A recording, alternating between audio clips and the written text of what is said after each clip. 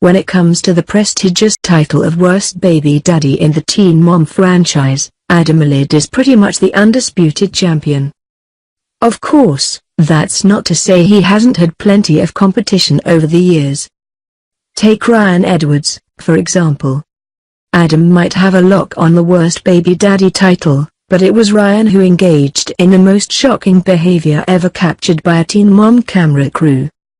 On last season's Teen Mom OG finale, Edwards drove to his own wedding while so high on prescription painkillers that he nodded off behind the wheel. It's important to note that millions of Americans struggle with addiction, and they deserve our sympathy, not our condemnation. But that doesn't mean addicts aren't responsible for the things they do while under the influence, and Ryan very easily could have killed someone. Ryan's wife, Mackenzie Standifer, took a lot of flack for allowing him to drive, but if you've ever tried to reason with someone who's on drugs, you know it's no easy feat. And sadly, it's a situation Chelsea Houska has found herself in many times.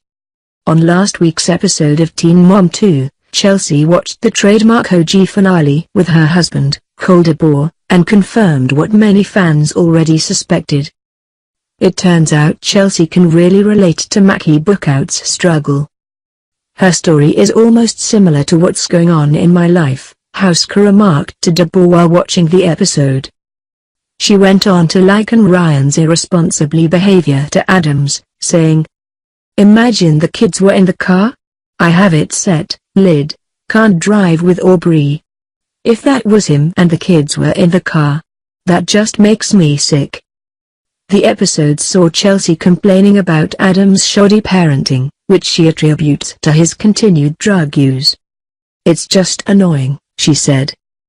"He thinks just because he goes over there that's an effort.